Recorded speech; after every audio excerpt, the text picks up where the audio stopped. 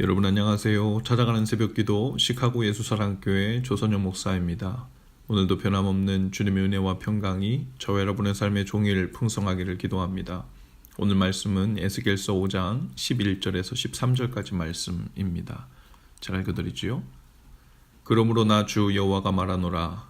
내가 나의 삶을 두고 맹세하노니 내가 모든 미운 물건과 모든 가증한 일로 내 성소를 더럽혔은즉 나도 너를 아끼지 아니하며 긍휼을 베풀지 아니하고 미약하게 하리니 너희 가운데에서 3분의 1은 전염병으로 죽으며 기근으로 멸망할 것이요 3분의 1은 너의 사방에서 칼에 엎드러질 것이며 3분의 1은 내가 사방에 흩어버리고 또 그 뒤를 따라가며 칼을 빼리라. 이와 같이 내 노가 다한즉 그들을 향한 분이 풀려서 내 마음이 가라앉으리라. 내 분이 그들에게 다한즉 나 여호와가 열심으로 말한 줄을 그들이 알리라. 아멘. 본래 제사장은 머리털과 수염 베는 것이 금지되어 있었습니다. 그러나 에스겔서 5장 1절에서 3절까지 말씀을 보면 하나님께서는 제사장인 에스겔에게 머리털과 수염을 밀어 3분의 1은 불사르고 3분의 1은 칼로 치고 3분의 1은 바람에 흩뿌리고 얼마는 옷자락에 숨기게 하시죠. 이것은 장차 오늘 본문 말씀처럼 이스라엘 백성들의 3분의 1이 전염병으로 죽을 것이고 3분의 1은 칼에 맞아 쓰러지고 3분의 1은 사방에 바람과 함께 흩어지고 남은 것이 있었다는 것은 그 중에 남은 자가 있을 것이라는 예표였습니다. 또 12장에 보면 에스겔이 낮에 짐을 싸서 포로처럼 끌려가는 행세를 하고 밤에 성벽에 구멍을 뚫어 도망가는 모습을 보이고 있는데 이는 유다 왕과 정치 지도자들이 바벨론에게 패망하여 예루살렘 성벽을 뚫고 밤에 몰래 도망치게 될 것을 예언하는 말씀이었죠.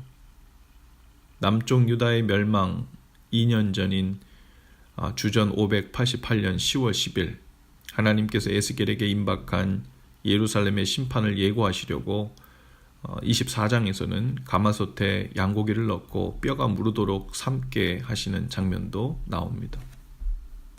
하나님께서 에스겔을 통해 예언하셨기 때문에 그 일이 무조건 일어난다는 말은 아닙니다. 그 일은 일종의 회개를 촉구하는 하나님의 경고이고 급박한 상황에서 속히 죄악된 삶으로부터 돌아서라는 말씀이셨죠. 하지만 이스라엘의 종교 지도자들은 이러한 에스겔의 여러 가지 행동 예언을 보면서도 하나님이 복을 주려고 택한 민족이라는 즉 선민이라는 자만심으로 인해 굳은 마음을 돌이키지 않았습니다. 여호와의 언약으로 보장된 예루살렘 성벽은 절대 무너지지 않을 것이라고 오판했죠. 그래서 백성들에게 거짓된 것을 가르쳤습니다. 그러나 그들이 정말로 잘못 판단한 것들이 있죠. 하나님의 보호하심은 두꺼운 종교적인 성인 예루살렘 성벽에 두께 있지 않다는 거예요. 예루살렘 성이 그들을 굳게 지켜주는 것이 아니라 하나님을 경외하며 하나님을 마음으로부터 존중하고 섬기는 일이 그들을 보호하고 있던 겁니다. 그들이 하나님을 떠나 우상숭배로 일관하고 죄악 중에 살기 시작했을 때부터 또 하나님의 경고와 예언의 말씀을 무시하고 회개도 하지 않았을 때부터 이미 그들은 무장해제가 되었던 것이죠. 오늘 우리의 보호자가 되시는 분은 하나님이십니다. 그분을 사랑하고 섬기는 마음이죠. 어쩌면 우리들 중에도 교회 다니고 있다는 사실 자체가 하나님께서 나를 지켜주셔야 하는 예루살렘 성벽처럼 당연하게 생각하는 분들이 있을지 모릅니다.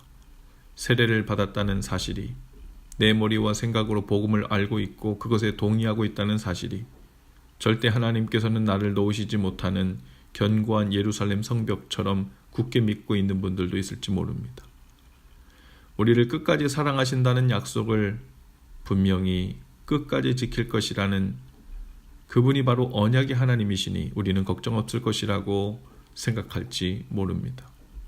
그러나 우리가 잘 알듯이 언약이라는 것은 한쪽에서만 지키는 것이 아니죠. 이미 우리들 쪽에서 하나님을 섬기고 사랑하는 삶에 대해 언약을 깨고 죄 가운데 하나님을 떠나 살고 있다면 그럼에도 불구하고 하나님 편에서의 언약이 끝까지 변함없을 것이라는 장담을 우리 편에서 함부로 할 수 없는 일입니다. 하나님께서 이렇게 무서운 예언을 에스겔 선지자로 보여주실 때에는 그 사안이 얼마나 심각하고 위급한지를 알리시려는 마음이 크신 것이죠. 자녀를 향해 회초리를 든 상태로 경고를 하실 때에는 지금 나의 마음이 이러하니 속히 회개하고 돌이켜 이 아픔과 고통의 때를 면하라는 경고의 말씀이시겠죠. 오늘 우리에게도 성령께서 주시는 책망과 부담의 마음들이 있을 것입니다.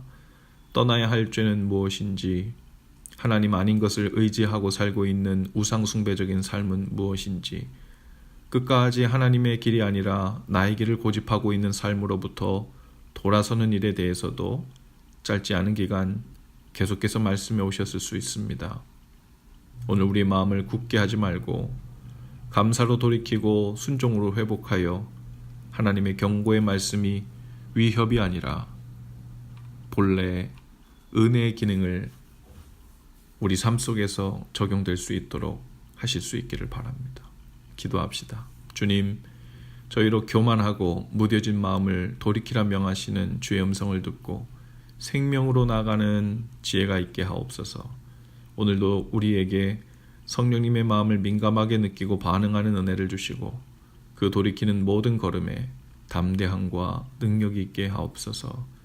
예수님 이름으로 기도합니다. 아멘. 여러분, 오늘도 예수 사랑으로 화이팅입니다. 내일 아침에 다시 찾아뵙지요.